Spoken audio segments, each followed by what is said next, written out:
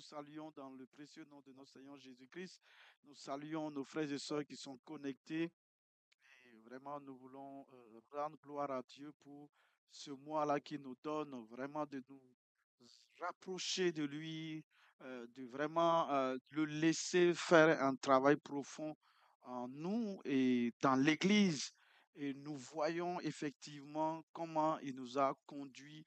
Et le frère Didier qui fait le compte rendu de chaque semaine, et quand il m'a envoyé le compte rendu des temps de prière de lundi jusqu'à samedi, la direction que le Seigneur a donnée, les paroles prophétiques, les visions qu'il nous a accordées, ce qu'il a fait, c'est-à-dire ce qu'il a permis qu'on voit. Vraiment, quand je pourrais le dire, s'il est là rapidement, Didier. Ah, il n'est pas là? D'accord. Sinon, viens rapidement, prends un micro, lis-nous rapidement. Parce que si moi je le lis, on peut dire que c'est moi, mais c'est édifiant de voir comment le Seigneur dit qu'il nous repositionne.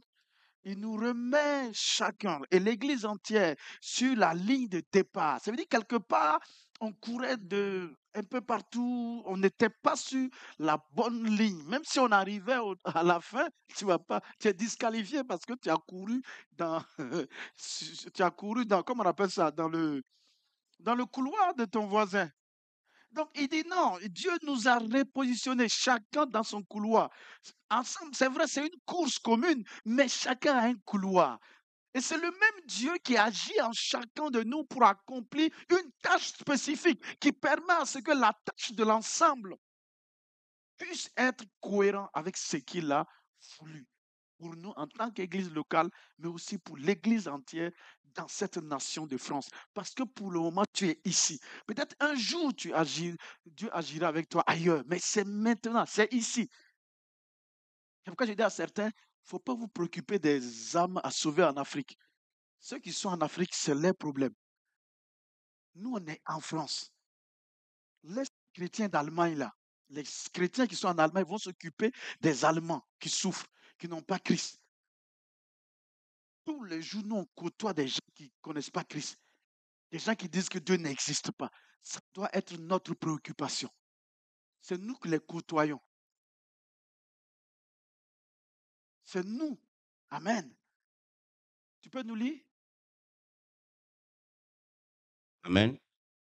Alors, on a reçu une parole ou des paroles où une sœur a eu une vision de 3 personnes spéciales qui donnaient des équipements à chaque personne.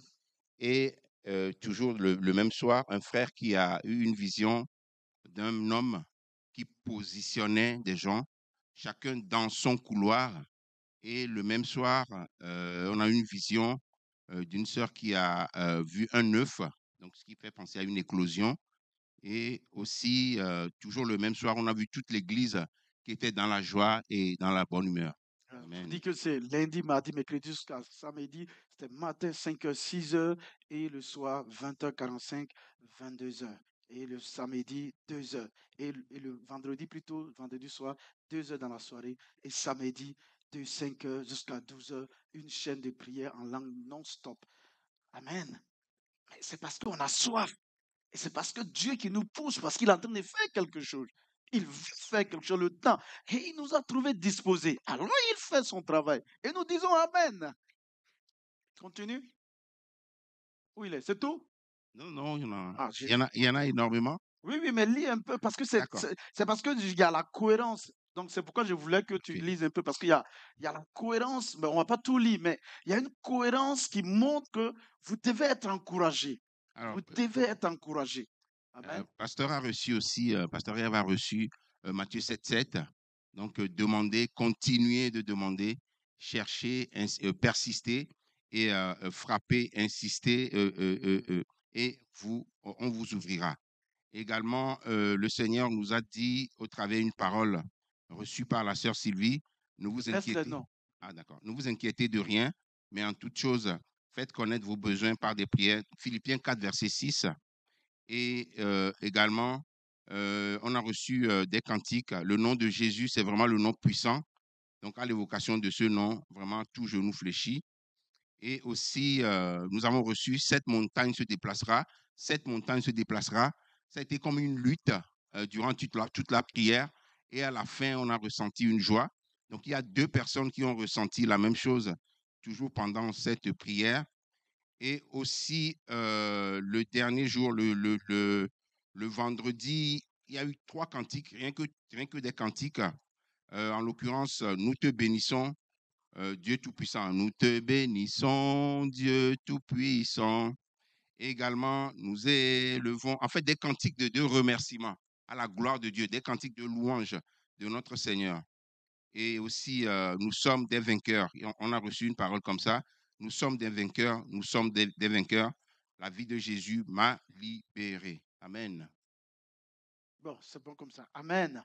Donc, nous sommes vraiment dans le mois où, effectivement, nous apprenons à nous fortifier. Le Seigneur a dit, fortifiez-vous. Nous apprenons à nous fortifier. Et on s'est rendu compte que, effectivement, on a eu le temps d'emmagasiner des enseignements. Mais c'est la pratique. C'est la pratique qui fera que vraiment nous pouvons. Donc, il vaut mieux pratiquer. Et c'est pourquoi nous avons mis en pratique un de ces enseignements qui est la prière qui nous fortifie. Parce que si je dois me fortifier, il ne suffit pas de connaître simplement comment on se fortifie, mais de vraiment être fortifié. Nous avons besoin d'être forts, c'est tout. Le Seigneur nous dit d'être forts et nous avons vu qu'à plusieurs endroits, Dieu dit devenez des chrétiens forts. C'est pas qu'il n'est pas là, mais c'est parce que c'est au travers de nous qu'il fait. Il dit à Josué, Josué, je t'ai donné le pays, je te l'ai donné, toi et toute la population, je vous ai donné le pays, mais fortifiez-vous et prenez et ayez bon courage.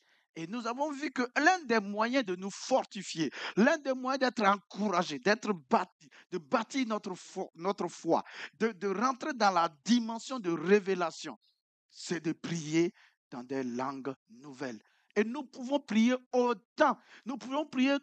C'est-à-dire que c'est le don que Dieu a donné à chaque chrétien et qui peut prier quand il veut et autant qu'il veut. Qu'il veut, qu'il peut. Amen. Vous ne pouvez pas prier 2 heures, 3 heures, 4 heures. Alors pourquoi ne pas nous assembler régulièrement pour nous édifier, pour nous encourager et apprendre à écouter le Seigneur? Amen.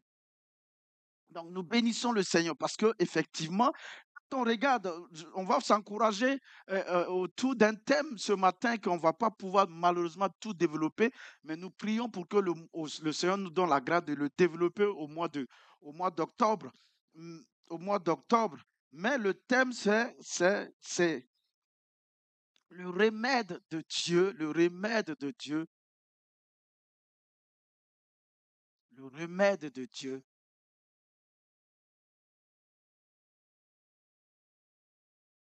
à la conscience du péché. Ça veut dire la conscience du péché. Et en le méditant, j'ai vu que c'est une arme terrible de l'ennemi. Si nous voulons vraiment être vainqueurs dans tous les domaines,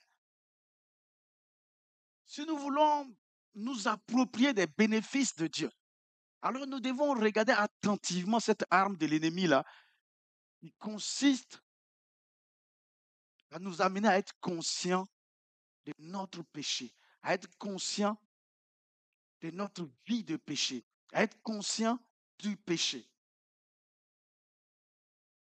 Nous allons nous rendre compte que c'est tellement important. Parce qu'il y a le péché et il y a la conscience de péché. D'abord, quand on n'est pas sauvé, que vous voulez ou vous voulez pas, le monde entier est conscient. Conscient de péché et de ses conséquences. C'est pourquoi vous trouvez toute une multitude de religions dans le monde. Et la plupart, que ce soit les religions les plus païennes, les plus bizarroïdes, jusqu'aux religions les plus modernes, sophistiquées, cherchent à résoudre le problème de la conscience, du souvenir du péché au-dedans de nous. Amen.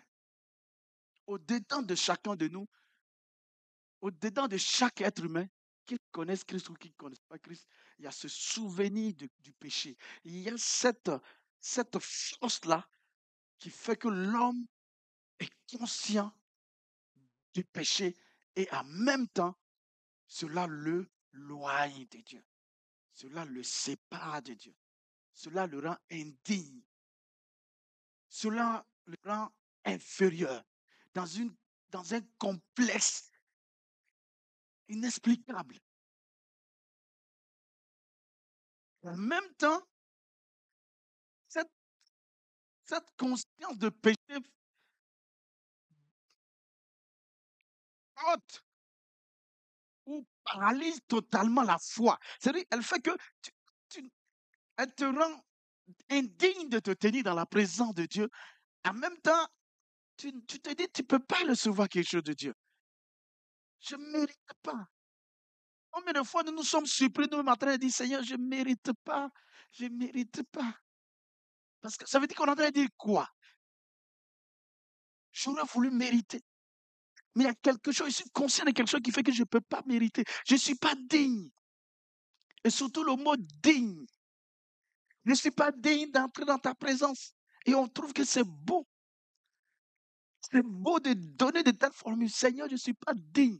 Mais il t'a dignifié. Je sais pas si ça existe. Il t'a digne. Tu continues à dire que tu n'es pas digne alors qu'il t'a rendu digne de te tenir dans sa présence à tout moment. Il t'a rendu digne de pouvoir te tenir à tout moment, quel que soit l'endroit, dans sa présence. Pourquoi nous sommes conscients plutôt du fait que nous sommes qualifiés, nous avons été qualifiés, nous avons été dotés des capacités à pouvoir nous tenir dans la présence de Dieu, mais plutôt nous continuons à être conscients de ce que nous ne sommes pas dignes de nous tenir dans la présence de Dieu. Donc, du même coup, nous ne sommes pas dignes de recevoir toutes ces grâces. Tout ce qui est dit, nous ne sommes pas dignes. Ça veut dire que je demande même, mais je n'ai pas la foi pour pouvoir prendre la. Voilà, j'ai besoin de la chose. Mais si Dieu veut, il va me dire, sinon je prie. Et surtout quand nous demandons des choses à Dieu et il y a longtemps, on ne voit pas. On continue de prier, mais en réalité, la foi, pouvoir croire que vraiment, faire confiance, avoir l'assurance que Dieu, oui, effectivement, va manifester la chose, il va. Mais toutes ces solutions, quand nous les recherchons, nous trouvons la raison de tous ces échecs-là dans cette conscience de péché. Regardez la vie de Jésus. Vraiment, c'est lui l'homme modèle de vie de victoire. C'est lui l'homme modèle de vie de communion avec Dieu. De quelqu'un qui a vécu la présence de Dieu sur la terre. Il était sans complexe. Jésus n'avait pas besoin de foi parce qu'il était là. Il est constamment dans la présence de Dieu. Pourquoi qu'est-ce qui faisait qu'il n'y avait pas d'embrouille entre lui et Dieu?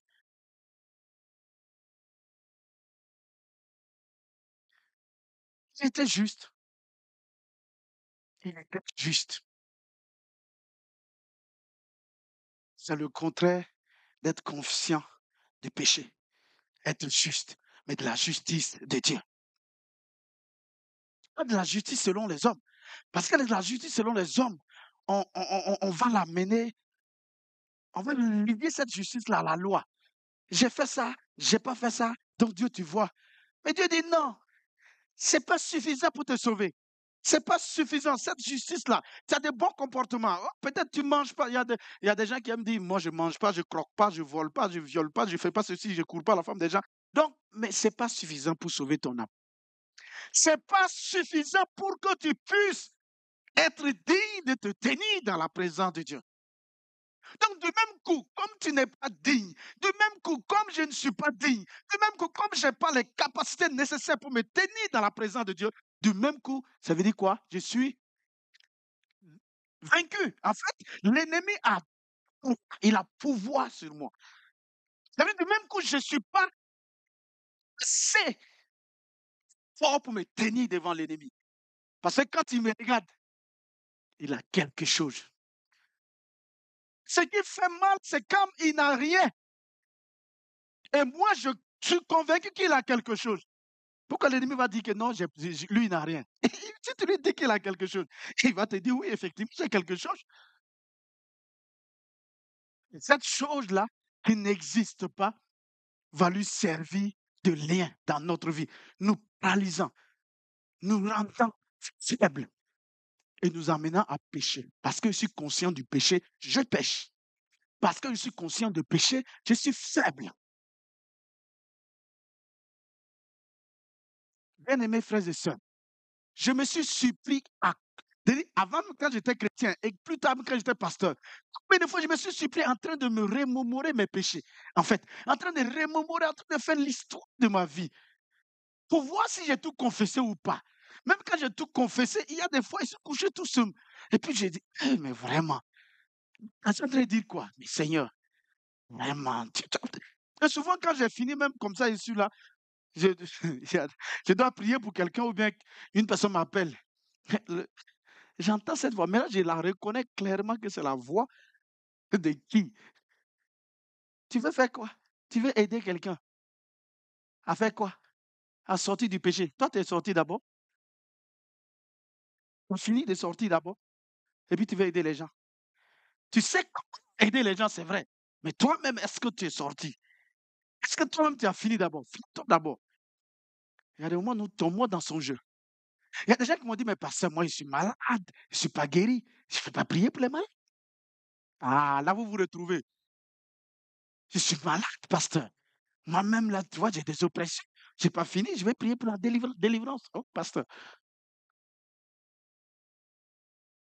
Attends, oh, moi, mais je ne sais même pas prier bien, bien. C'est tout dépendait de ce que.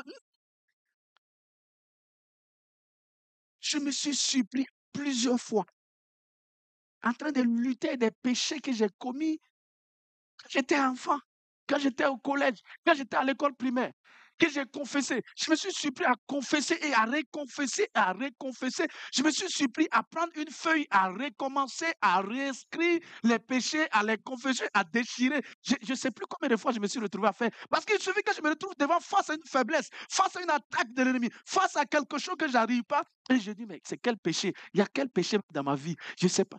Et je vois que ce n'est pas seulement à mon niveau, parce que plusieurs personnes, souvent, quand ils sont en contact, parce que j'ai des problèmes, ça ne va pas et tout. J'ai dit, mais tu as cherché la face de Dieu? Oui, mais je ne sais pas, j'ai essayé de réfléchir pour voir quel est le péché qui donne l'accès à l'église. Non! Pourquoi sommes-nous si conscients de péché qui nous faiblit, qui nous affaiblit plutôt, qui brise notre communion avec Dieu, qui en paralyse notre foi. On sent la foi. La Bible dit que sans la foi, dans Hébreu 11 au verset 6, ma soeur a remué sa tête, elle me l'a secoué sa tête. Nul ne peut être agréable à Dieu.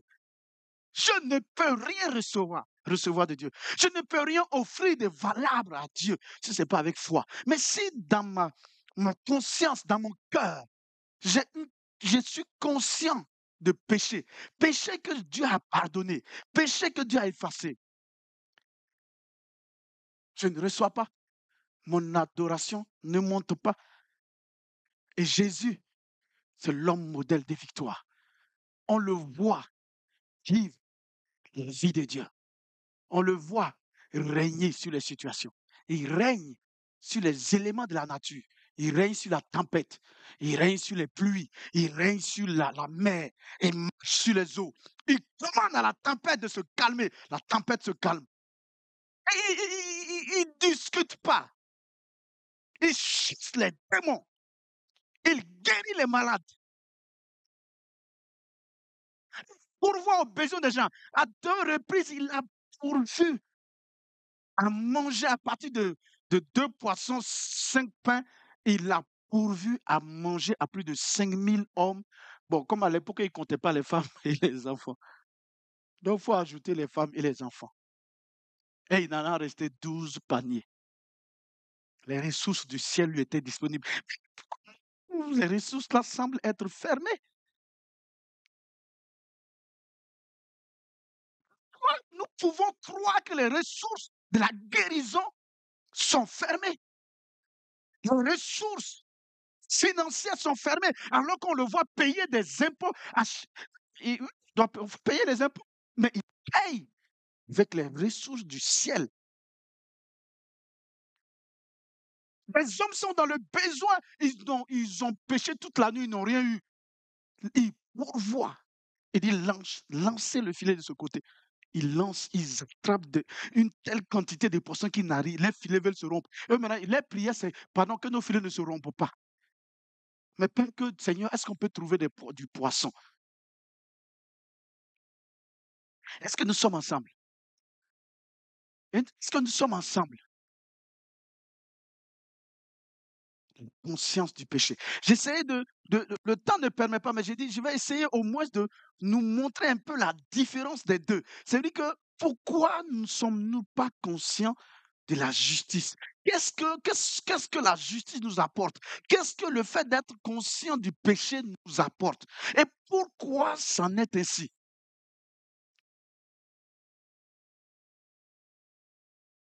Amen. Amen. Jésus non seulement il a nourri, il a transformé l'eau en... C'est-à-dire, il avait la foi, c'était... Même il enseigne la foi, mais il est étonné que c'est difficile pour les gens de recevoir la foi. Donc, c'est possible. Maintenant, là où c'est intéressant, c'est quand Jésus, là, parce que toi et moi, on peut dire, mais Jésus, il était sans péché. On peut dire, mais Jésus, il avait un tel accès à la présence de Dieu, aux ressources du ciel. C'est normal. Il était sans péché. Mais à un moment, la Bible nous dit que sur la croix, Jésus a été chargé de nos péchés. Pas seulement chargé, il est devenu le péché. Mais ce Jésus qui est devenu le péché, parce que chargé de nos péchés, certainement devenu malade, parce que chargé de nos maladies, devenu maudit, parce que chargé de nos malédictions, quelque chose va se passer. Il va se produire ce que nous avons expérimenté toujours, c'est-à-dire être séparé de Dieu. Dieu va se séparer de lui parce qu'il est devenu ce que Dieu est. Il est devenu l'horreur. Il est devenu ce que Dieu ne peut pas sentir. Alors la séparation va se faire. Et non seulement la séparation va se faire, mais il va être renvoyé là où les âmes perdues s'en vont, dans le séjour des morts, enchaîné. Donc ça veut dire qu'il est devenu péché. Il est devenu plus péché que toi en fait. C'est ça, non? Parce qu'il est devenu l'incarnation du péché par nos péchés.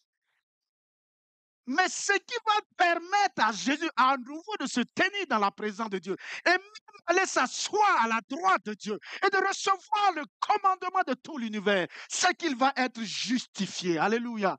La Bible dit qu'il va être déclaré juste, né juste, quand il est ressuscité.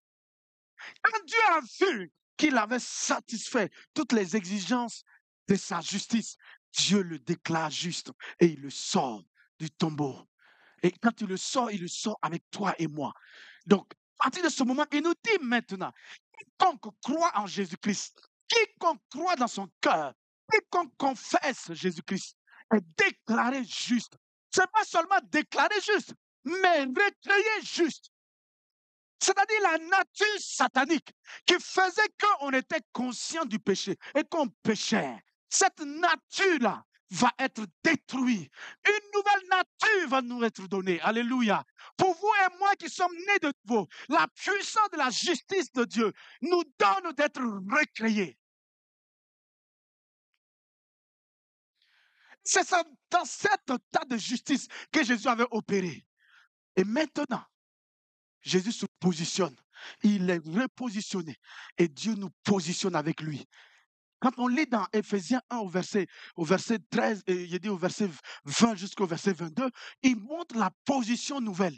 Ça veut dire que le péché et la conscience de péché nous avait permis de voir à chaque fois le fait que nous étions en bas. Nous n'avions pas cette position d'autorité. Pourquoi? Parce que le mal qui avait l'autorité, qui avait le pouvoir, qui exerçait, tu pouvais, si tu veux ou tu veux pas, tu peux rien faire. Tu es déchu. L'homme est déchu. L'homme qui n'est pas né de nouveau, qu'il veut, lui veut pas, il est sous le pouvoir, sous la domination du péché, de la prise de conscience du péché. Et donc, Satan et ses démons et les membres de son royaume ou de sa famille dominent sur quiconque n'est pas né de nouveau. Quiconque est sous sa juridiction. Tu, tu es conscient ou tu n'es pas conscient que Satan existe ou pas, il te domine. Il a le contrôle sur toi. Celui qui est né de nouveau, celui qui accepte Jésus-Christ, la Bible dit quelque chose qui est très intéressant dans Colossiens 1 au verset 13 et au verset 14. La Bible dit quelque chose de merveilleux. Que vous avez été délivrés. Délivrés de l'autorité de Satan. Délivrés du droit qu'il avait d'agir dans nos vies. Nous avons été délivrés. C'est un fait. Maintenant que nous sommes déclarés justes, nous avons été délivrés. Maintenant que nous avons été délivrés, maintenant, qu'est-ce qui se passe? Il dit non, non, non, non. Il ne vous a pas laissé encore dans son territoire où il a le pouvoir de faire des choses. Nous avons été transférés. Nous avons été transférés dans une autre juridiction, dans le royaume de Dieu, là où le Fils de Dieu est le roi. C'est lui qui maintenant est le nouveau roi sur notre vie. C'est lui maintenant qui domine sur notre vie. Ce n'est pas fini. Il nous dit dans le même passage que nous avons reçu la rémission de nos péchés. Nous avons reçu l'effacement total. Ça veut dire, donc le péché et la conscience de péché a été effacée. C'est ce qui fait qu'il n'a plus le droit. Il n'a plus le droit. Ce qui lui donnait le droit là, il ne l'a plus.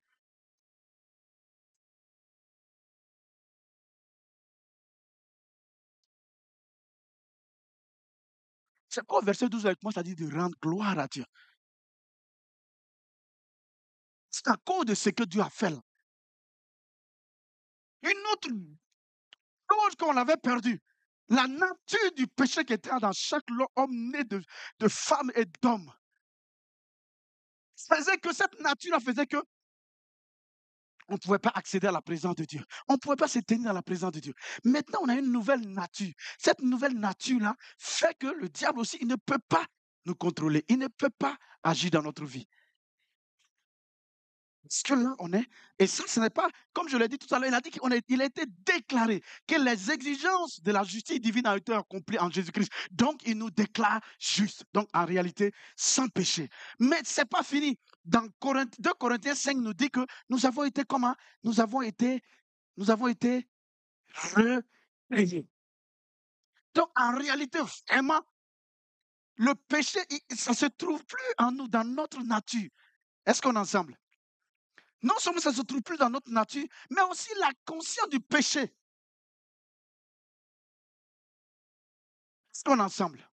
C'est pourquoi Dieu nous encourage. Il dit, il y a un travail à faire et à accepter. Accepter que, effectivement, le péché, le mal, tous ceux qui sont de la famille du mal. Parce que Jésus dit quelque part,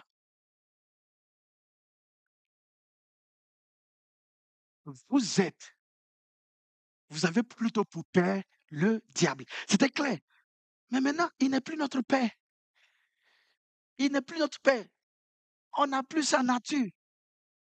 Lui et nous, il n'y a plus rien. Il ne nous domine plus. C'est à nous d'être conscients de cela, de travailler à ce que vraiment on soit conscient de cet état de juste. Nous sommes déclarés justes, recréés justes, saints, parfaits. Commencez à regarder ça. Commencez à parler que tu es juste, que tu peux toutes choses. Pourquoi? Regardez tous ces passages-là. Ce que Dieu nous dit, je peux tout par Christ qui me fortifie. Ça veut dire quoi? C'est au ciel. On va pouvoir tout, c'est ça? Mais qui peut tout? Pourquoi l'apôtre Paul, lui, il peut tout? Et toi, tu ne peux pas tout. Moi, je ne peux pas tout. Pourquoi? Pourquoi Christ, lui, il a pu tout quand il était sur la terre? Et nous n'allons pas pouvoir tout. Qu'est-ce qu'il fait la différence? Sommes-nous vraiment conscients qu'entre nous et Dieu, il n'y a rien, il n'y a plus rien? Toi, me dis, mais pasteur, mais tous les jours, on pêche. Parce que ce que tu es en train de dire là, c'est la nouvelle naissance, c'est la rémission de nos péchés. Mais tous les jours, les péchés, c'est la conscience de péché qui fait qu'on pêche. La conscience de justice fera aussi qu'on posera des actes de justice. Donc, travaillons à être conscients de ce que nous sommes, de notre nature. Ceux qui suivent un peu les enseignements de nos pères spirituels, quand il parlait des armes, il dit, mais comment est-ce que tu peux t'armer, tu peux porter les armes alors que tu n'es même pas conscient que tu es dans le royaume? Tu peux pas être dans une armée où toi-même tu n'es pas conscient que tu es dans le royaume, que tu as les droits et privilèges de ce royaume et tout, tout, tout. Si tu es né dans le royaume, c'est que tu as la nature de ton. Pour être sauvé, comme je disais tout à l'heure, ce n'est pas la justice selon la loi ou nos justices. C'est que nous disons, mais moi j'ai fait du bien, moi j'ai fait du bien, les gens. Non, ça, ce n'est pas suffisant. Ce qui est suffisant, il faut la justice comme Dieu est juste. Il faut que tu sois juste comme Dieu est juste. Et comme nous ne pouvons pas être juste comme Dieu est juste, Dieu va payer le prix au travers de Jésus-Christ et il nous le donne gratuitement. C'est pourquoi c'est pas simplement faire confiance en Jésus, croire que Dieu a envoyé Jésus mourir pour nos péchés et on est juste. Non seulement déclaré juste, mais recréé juste ayant la nature de Dieu, saint, juste, parfait. On est ensemble. Quels que soient les actes de péché que tu as commis auparavant. Nous allons lire un passage pour terminer avant de prier. C'est Hébreux 10, le verset 1 jusqu'au verset 22.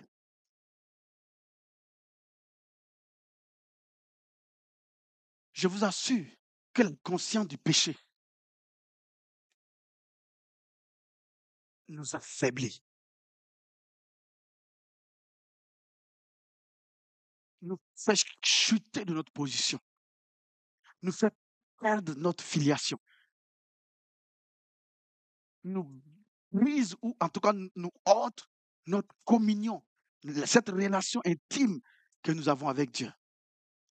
Nous enlève l'assurance, donc du coup la foi, l'assurance que Dieu est pour moi, que Dieu pourvoit mes besoins, que Dieu a mis à ma disposition toutes les ressources célestes. Toutes les ressources célestes et toutes les ressources célestes. Tu as besoin d'enfants, c'est au ciel. C'est de là-bas qu'ils viennent. Tu as besoin de travail, il donne. Il ne donne pas n'importe quel travail. Il donne travail béni, travail prospère, travail dans lequel tu jouis. Tu dois jouir de ce travail. Quand le travail est limité financièrement, il te donne d'entreprendre. Il te donne de faire des affaires, d'augmenter. Dis Amen. Mais c'était, il trouve que si tu dois entreprendre, tu dois faire des affaires, ça demande trop de calculatrice, ça demande trop de. Hey, travail là, c'est bon. Tu ne vas pas travailler toute la vie pour quelqu'un. Tu travailles, tu acquiers d'abord de la compétence, je suis d'accord. Nous tous, on travaille. Oui, on sert en travaillant. Oui, là où tu travailles, là, tu sers. Mais à la fin du mois, le patron, il y a combien qui rentre là-bas? Combien il te redonne? Tu n'as pas assez servi? Bon, continue de servir. Mais prépare-toi à avoir pour toi-même. Puisqu'il dit que quand tu t'occupes bien de ce qui appartient à l'autre, on va te donner pour toi. Tu vas venir. Je suis d'accord, oui, qu'il y a un moment, il faut travailler. Mais quand je travaille tellement bien, de telle sorte que quand on va me donner pour moi, ceux qui vont travailler avec moi, eux aussi, ils prennent soin de ce qui est à moi. Mais quand tu es satisfait parce que c'est 10 000 euros, 10 000 euros, 10 000 euros. Mais est-ce qu'il y a un problème dans l'église de 20 000 euros? On fait comment? On est ensemble? Ton voisin, là, il dit qu'on vient le chasser, il ne peut pas payer le loyer. Ah, tu compatis, mais vraiment. Mais en même temps, tu penses, vraiment, si j'avais l'argent, j'allais payer son loyer. Mais c'est ça, Dieu t'a établi pour ça. Tu dois payer, mais tu ne peux pas payer. Dieu dit, tu vois, il y a les limites. Alors que non. Jésus, c'était Jésus, il allait faire quoi? Il allait payer. On est ensemble. On est ensemble. Revenons. Dieu va nous faire grâce pour qu'on l'étudie entièrement. dans le mois à venir. Mais est-ce que quelqu'un peut nous lire Hébreux 10? Suivons ensemble. Qu'est-ce que Dieu a fait? Dieu lui-même, il se souvenait de nos péchés. Dieu lui-même, il se souvenait de nos péchés. Il était conscient de nos péchés. Et il a décidé de ne plus.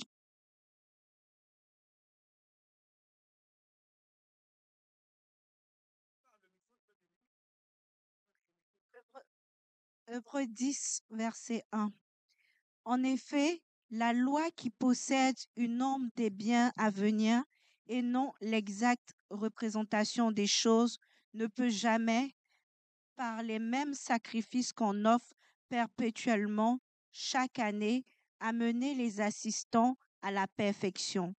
Autrement, n'aurait-on pas cessé de les offrir parce que ceux qui rendent ce culte, étant une fois purifiés, n'auraient plus, eux, n'auraient plus eu aucune conscience de leurs péchés. Mais le souvenir des péchés, La conscience du péché. Hein? mais le souvenir des péchés est renouvelé chaque année par ces sacrifices. Car il est impossible que le sang des taureaux et des boucs ôte les péchés. C'est bon, on s'arrête là.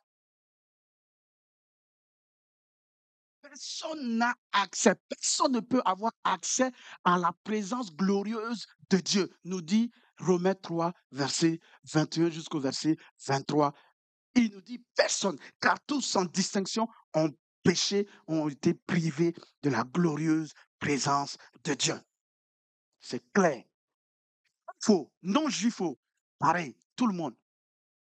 Bramo, Moïse, et tous, ils n'avaient pas le droit d'accéder. C'est pourquoi même après la mort, il a fallu un endroit spécial pour qu'ils attendent.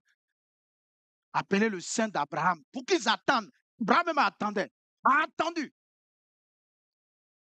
Parce que le sang des taureaux, le sang des boucs pouvait couvrir le péché. Mais le souvenir était là. La conscience du péché était toujours là. Dieu était conscient de les péchés, puisque les péchés étaient couverts. Le sang des boucs, des taureaux ne pouvait pas. C'était quelque chose de temporaire, mais ça pouvait simplement couvrir le péché pour permettre quoi? Que la glorieuse présence de Dieu soit au milieu d'eux et de se manifester en leur faveur. Dis-moi Amen. Le peuple régulièrement, individuellement, venons offrir des sacrifices pour le pardon, des sacrifices de culpabilité, des sacrifices de ceci. C'est pourquoi tu dois relire maintenant Lévitique sous cet angle. Tu vas voir que tu vas aimer Lévitique. Ça permettait au péché de l'individu d'être couvert et lui permettait ainsi la faveur de Dieu, c'est-à-dire la glorieuse présence de Dieu se manifestait. Et quand ça n'était ici, le diable, Satan, ces démons, sorciers, ces maladies, n'avait aucun droit, aucun pouvoir d'agir dans la vie de ces personnes. C'est pourquoi quand le jeune riche ne pouvait pas rentrer, les disciples de Jésus ont dit, mais si ce n'est pas la peine, personne ne peut rentrer. Parce qu'en Israël, si tu étais riche, c'est que tu avais la faveur de Dieu. C'est parce que tu avais respecté les choses de ta sorte que Dieu t'a béni. Et un gars comme ça, Dieu l'a béni comme ça, et il ne peut pas rentrer. Les disciples ont dit, mais qui peut rentrer? Jésus, qui? Si lui-là, il ne peut pas rentrer, qui peut rentrer? Glorieuse présence de Dieu qui manifeste non seulement le puissant de Dieu, mais les ressources du royaume de Dieu. Le péché, le souvenir du péché, la conscience. Dieu était conscient, eux-mêmes étaient conscients. C'est pourquoi chaque année, ils le faisaient. Parce que c'est pas ôté.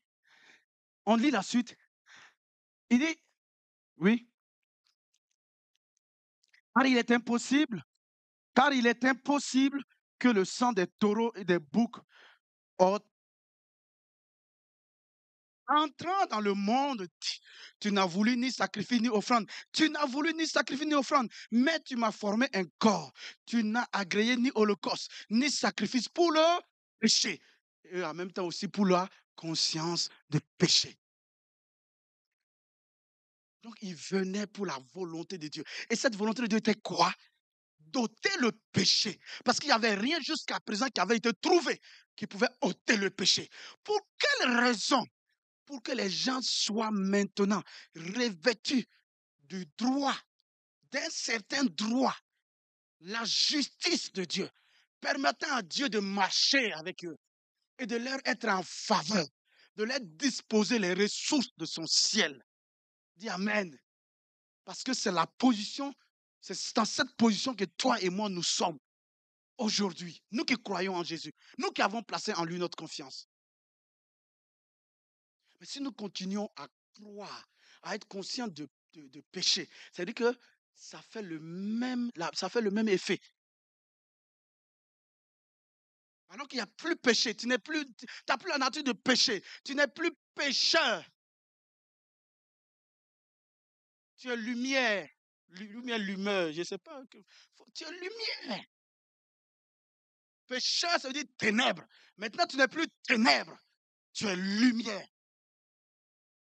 Je suis lumière. Pourquoi je ne vais pas tout le temps parler lumière? Pourquoi je vais toujours parler mort?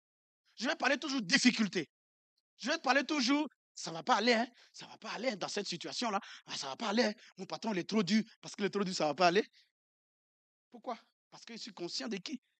Qui est avec moi? Est-ce que Dieu est avec moi? S'il est avec moi, c'est qu'il n'y a pas un problème de péché. Il y a quelque chose qui a été fait là. Il arrive que nous péchons, nous. Puisque là, toute la question que j'avais posée tout à l'heure, c'est que Dieu résout encore ce même problème. Il dit, bien-aimés frères et sœurs, si nous confessons nos péchés, c'est-à-dire si notre conscience nous condamne, c'est-à-dire que si dans notre conscience, on a la conscience de péché, il dit et que notre conscience nous condamne pour quelque chose qui fait qu'on ne peut pas lui demander, on ne peut pas agir, on peut pas, on est faible, on a peur de demander, on va voir quelqu'un pour qu'il prie pour nous. Parce que notre foi est grippée. Il dit, si nous confessons, en réalité, c'est confesser et délaisser. Si nous confessons et délaissons ce péché, il dit, nous devons être convaincus d'une chose. Dieu est fidèle et juste par rapport à Christ, par rapport à ce qu'il a fait à Christ là, pour nous là. Dieu est fidèle et juste par rapport à ça, pour pardonner et oublier. Mais nous, on ne veut pas oublier. On se souvient. On se souvient. On se souvient. Mais pasteur, j'étais chrétien quand j'ai fait ça, pasteur. J'étais chrétien. Dieu même m'a empêché jusqu'à moi-même, j'ai fait quand même. Mais tu as demandé pardon maintenant. Tu as délaissé. Tu n'es plus là-bas. Pourquoi tu continues de te souvenir de ça et de t'asseoir même souvent même pleurer par rapport à ça? Tu dis, mais moi, je ne me souviens même pas de ce que tu es en train de me dire là.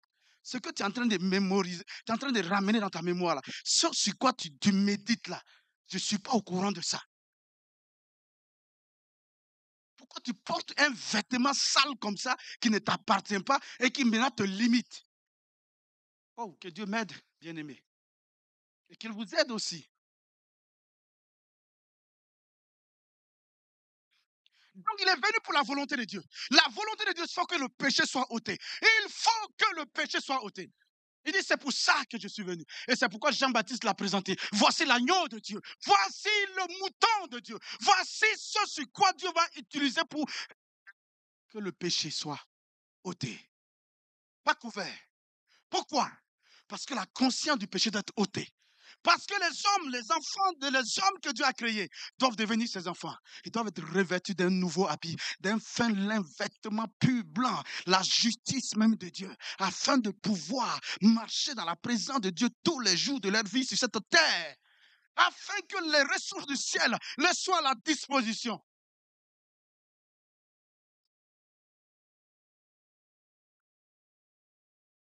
Il dit, tu n'as agréé ni holocauste ni sacrifice pour le péché. Alors j'ai dit, voici, je viens. Dans le rouleau du livre, il est question de moi. Pour faire, ô Dieu, ta volonté. C'est-à-dire ôter le péché.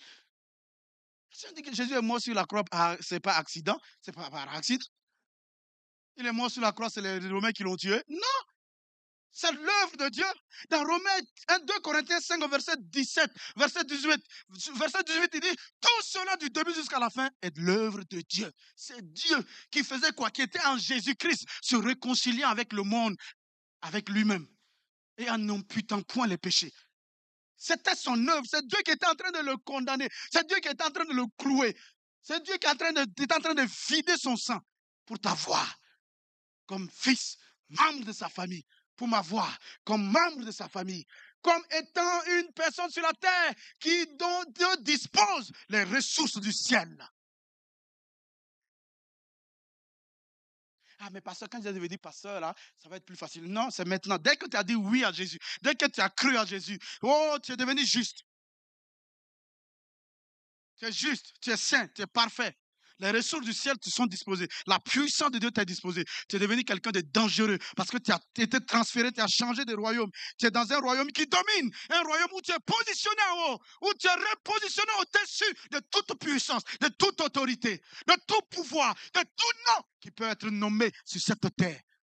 Et dans même le ciel, le nom de Jésus ne doit pas être prononcé à la légère dans nos lèvres.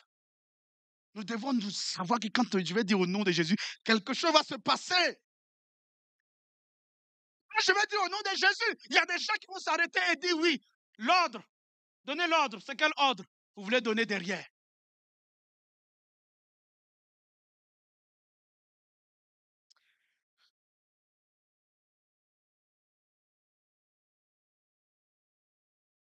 Il dit donc, qu'est-ce qu'il fait?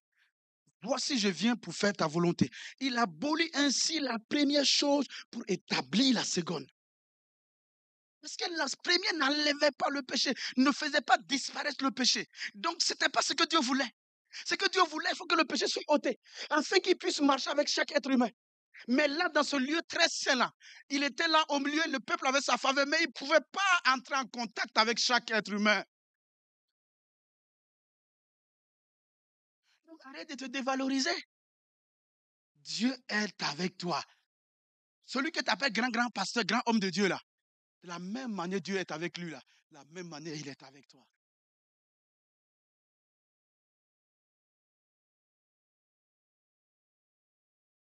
Vous n'avez pas remarqué que depuis là, même là, beaucoup de choses ont changé depuis ce mois-là, beaucoup de choses ont changé sans qu'on fasse d'efforts. Hein?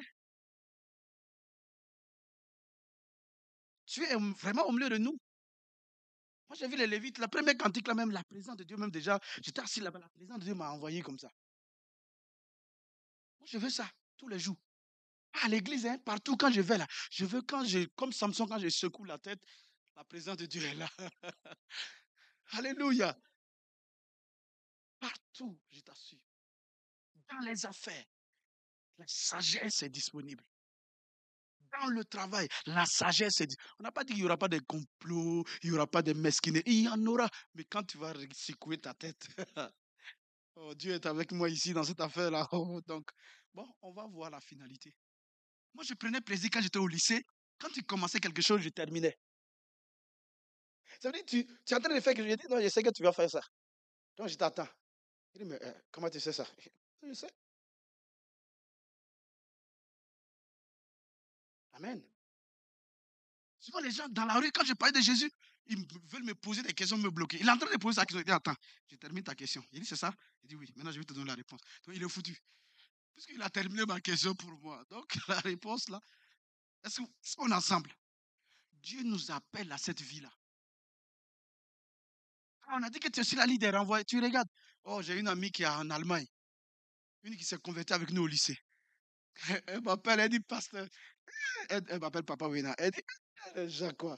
Moi, je travaille à CML. Et puis, du jour au lendemain, on dit CML va faire compression. Et tout le monde court à gauche, à droite. Ils m'ont dit, mais toi, pourquoi toi, tu t'inquiètes même pas un peu? Pourquoi je vais m'inquiéter? Parce que tant que CML s'est planté ici, là, moi, je suis planté.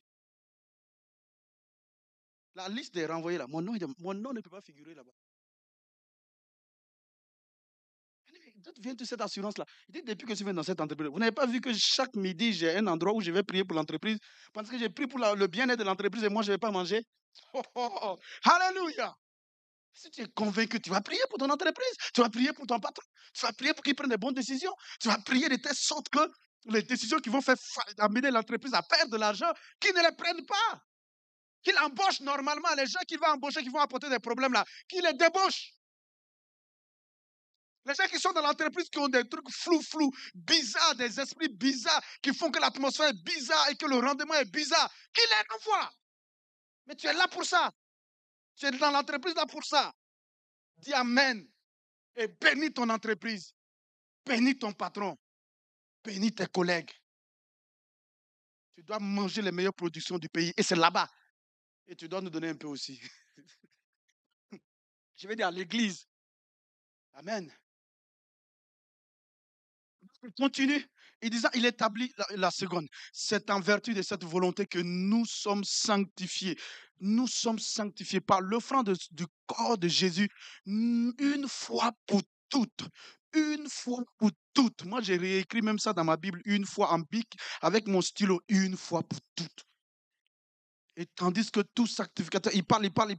Maintenant, au verset 14, il dit, car par une seule offrande, il l'a amené à la perfection pour toujours ceux qui sont sanctifiés. C'est ce que le Saint-Esprit nous atteste aussi. Car après avoir dit, voici l'alliance que je ferai avec eux. Il parle de la nouvelle alliance dans laquelle nous sommes. Après ces jours-là, dit le Seigneur, non seulement je mettrai mes lois dans leur cœur, je les écrirai dans leur esprit.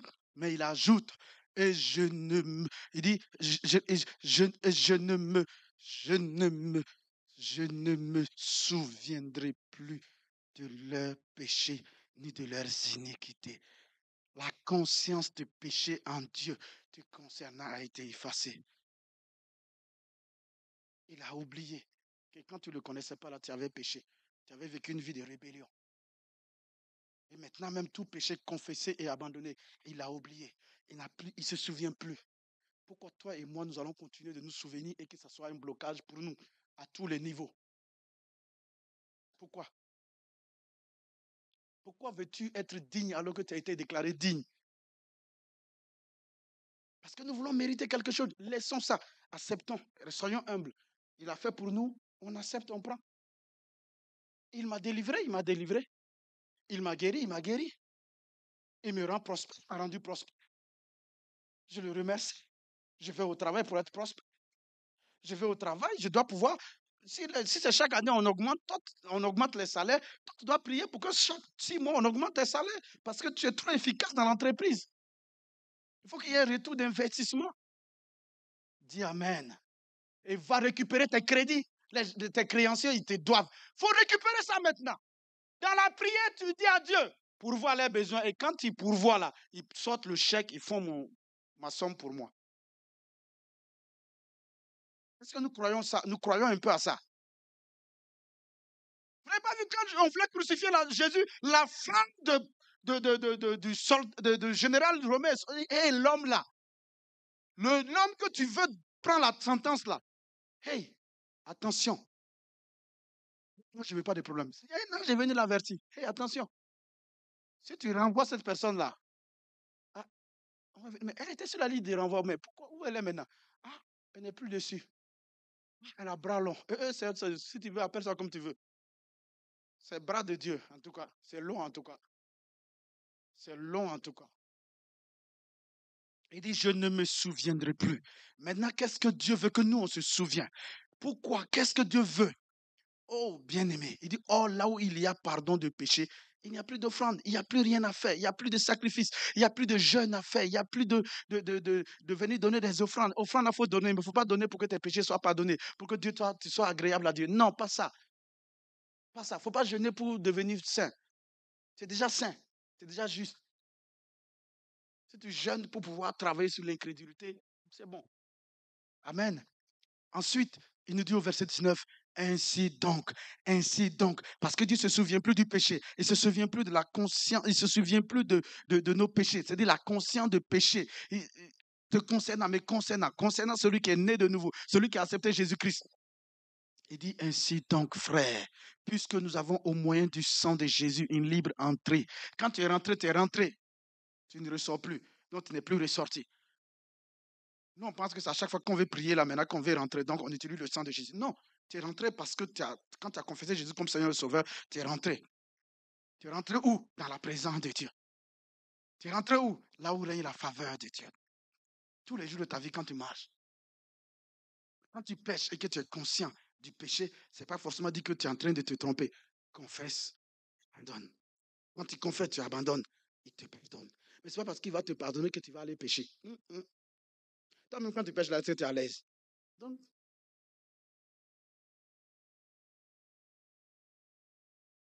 nous sommes ensemble. Il dit donc, à cause de ça, parce que nous sommes entrés et qu'à tout moment, nous pouvons revendiquer le sang de Christ pour que nos cœurs soient purifiés de mauvaise conscience. C'est pourquoi il nous dit dans 1 Jean 3, 20, là, il dit si notre cœur nous condamne, nous culpabilise, si notre cœur nous affaiblit, si notre cœur paralyse notre foi, si notre cœur fait qu'on doute de notre filiation, nous empêche de prendre possession de notre héritage, il dit fais quoi? Rassure ton cœur. Confesse, délaisse et fais quoi? Parle à Dieu. Demande-lui maintenant avec assurance. Il dit, s'il n'y a pas de condamnation, si notre cœur, notre conscience ne nous condamne pas, il dit, nous avons de l'assurance. Or, la foi est une ferme assurance des choses qu'on espère. S'il y a l'assurance, c'est que la foi est là. S'il y a la foi, c'est que tout est là. Ma communion avec Dieu est restaurée. Les biens que Dieu me donne, je les possède.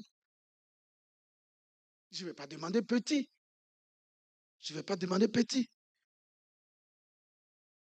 Nous avons une libre entrée dans le sanctuaire par la route nouvelle et vivante qu'il a inaugurée pour nous au travers du voile, c'est-à-dire de la chair, de sa chair. Et puisque nous avons un souverain sacrificateur établi sur la maison de Dieu, approchons-nous avec un cœur sincère, dans la plénitude de la foi, les cœurs purifiés d'une mauvaise conscience, la mauvaise conscience là, et le corps lavé d'une eau pure. Oh bien-aimé, ne te laisse plus maltraiter par les péchés que tu as délaissés il y a depuis 1908. Ne te laisse plus maltraiter par le péché que tu viens de confesser et délaisser. Dieu a oublié, il a oublié. Je n'ai pas dit les hommes ont oublié. Hein. Les hommes, ils n'oublient pas, hein. Pas. Ils vont te rappeler ça partout. Ce n'est pas la fille qui a eu grossesse au mariage là. Ce n'est pas son fils là même qui l'a su comme ça. Ah, une jeune fille. Oh, pitié. Seigneur, aie pitié d'elle. Ils vont te montrer du doigt. Il ne faut pas baisser ta tête. Marche fièrement. C'est l'enfant de... Comment elle s'appelle encore? C'est la femme d'Uri. Comment elle s'appelle encore? Bathsheba. C'est la femme de Bathsheba. C'est l'enfant de Bathsheba qui est devenu l'héritier du trône.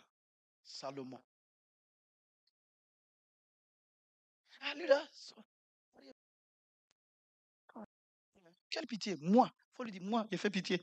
Moi, j'ai fait pitié. Ah, mais comme tu vis seul. Qui? Moi, je vis seul. Dieu est avec moi. Je ne suis pas seul. Il faut dire ça aux gens avec amour. Moi, je ne suis pas seul. Non. Il faut appeler ta solitude là ailleurs. Moi, je ne suis pas seul. Dieu est avec moi. Je ne suis plus seul. Le problème de la solitude est résolu. Tenez-nous debout, nous allons prier. Mais c'est vraiment une arme qui, moi, quand le Seigneur m'a parlé avec de ça, j'ai eu compassion de moi-même. Alors que j'enseigne sur ça, je sais, mais le Seigneur dit, mais il faut vous regarder juste. Il faut vous regarder saint. Il faut vous regarder en possédant toutes choses. Il faut vraiment vous regarder étant des enfants de Dieu. Il faut vous regarder comme ça. Il faut vous regarder étant à la possession de toutes les ressources du ciel. On va prendre ce cantique-là de tout notre cœur.